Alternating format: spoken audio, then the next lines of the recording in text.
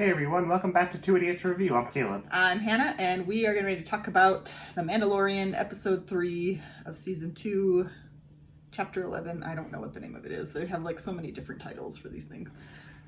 So we're going to go ahead and do a review of it. It's going to contain spoilers, so if you have not seen it, please turn away now. It's weird that you're searching things up.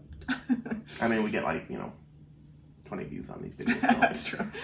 I'm not too worried about spoiling it for anybody. But, if you're one of the maybe newcomers who has not subscribed and somehow found this video, please subscribe. All right. I thought it was a good episode. If you saw our review of episode 2 of this season, we were a little bit more critical of it than the premiere of this season. I thought this one was a better episode than the previous episode. It kind of pushed the story forward. It introduced some new interesting characters, new for this series at least. And and it was interesting, funny. Had a lot of different dynamics to the episode that made it interesting and fun to watch.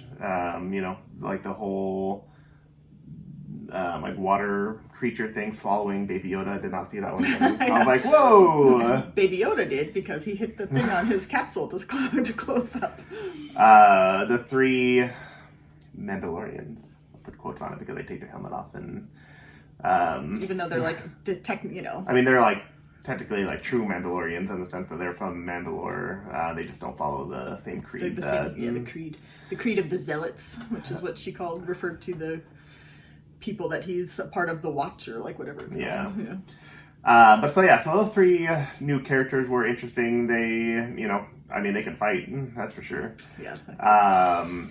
But it, I kind of called that right when they determined that he was trying to bring Baby Yoda to the Jedi, which is not what I thought he was doing since the end of season 1. Yeah.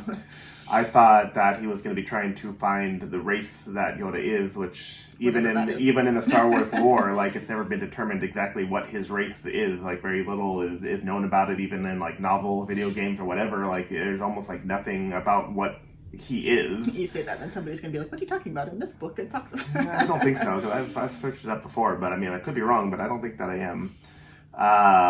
But so then when he's like, I'm going to be bringing him back to the Jedi, I was like, well, now it makes me think that he's going to be finding Ahsoka, because I was like, it's been confirmed that she's going to be in it, and so I was like, that's probably where you're like, these people are going to send him, and at the end of the episode, she's like, Ahsoka Tano, and I was like, yeah, saw that one coming.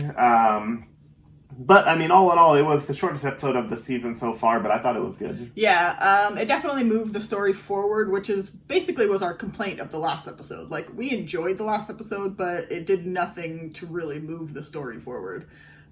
This one, she's talked about trying to find the dark saber, and because whoever has the dark saber gets to be like the ruler of Mandalore, and she's trying to restore all that, and so that's kind of says that that's kind of like a road that we're gonna see. Like, we're gonna kind of see more of that. I kind of think that we will. I mean, considering the main antagonist that's been introduced so far is in possession of said saber.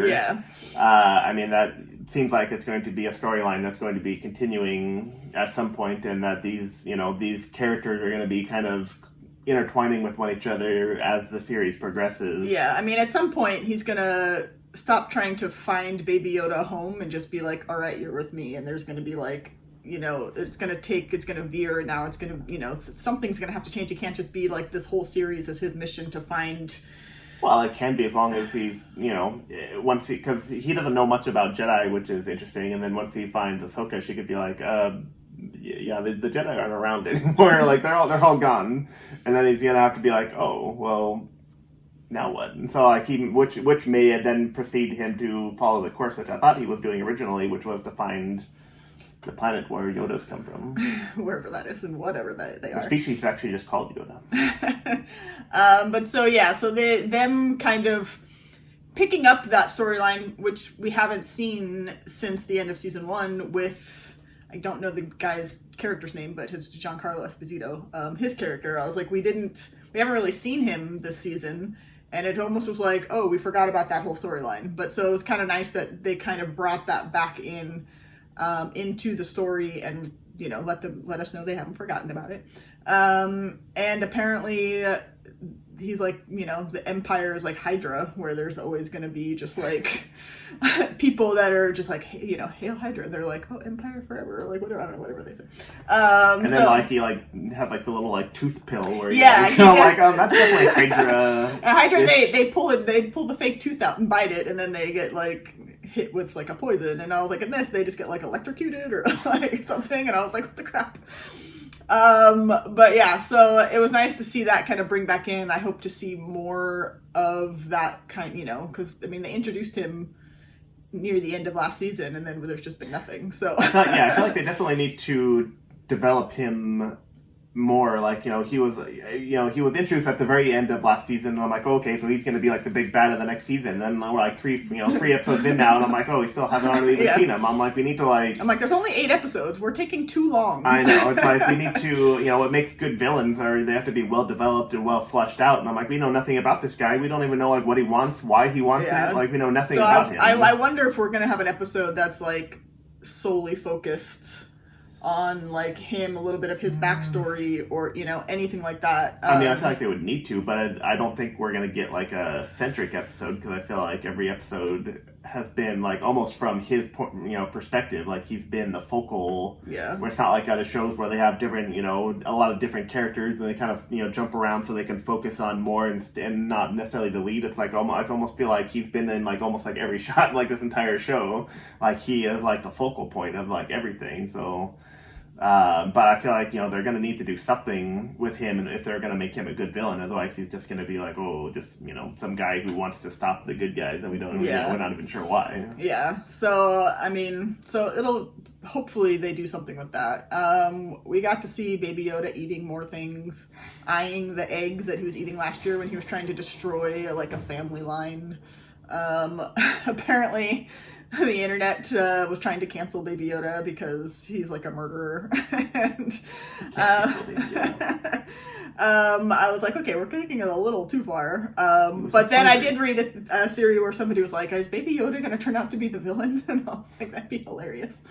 And very unexpected. I don't think that's going to happen, but I think that would be funny. I mean, I think that would be a cool thing to do, not necessarily in this series, but as like a spin-off or something, where, because I mean, we've already seen a Jedi Yoda, and I'm like, you know, it'd be kind of boring to have just another Jedi Yoda out there somewhere. So I was like, it'd be interesting to see what would have happened if Yoda had become evil and become a Sith. So it'd be interesting if like they did like a sequel series or a spin-off series where it's like years later and he's more, you know, not a baby anymore, and he's taken a darker, now he's teenager Yoda, and has taken a much darker path. I think would be an interesting. Or maybe he'll just become like a Mandalorian, and you'll start seeing him wear like a helmet and like with little metal ears. But who knows? So yeah, the episode was definitely like story-wise, like in the sense of like moving the story forward and stuff, was definitely better than last week. I don't really have much else to say. I liked the episode. It was short, but it didn't feel short. It wasn't like it ended and I was like there's still so much, like, why did they end it? Like, this needed to be like 15 minutes longer. So like it didn't feel short. It felt, you know, a nice length. I feel like our review video is going to be longer than the episode. I know. So yeah, we definitely got to stop talking. So yeah, let us know what you guys thought in the comments. Like, subscribe, and thank you for watching.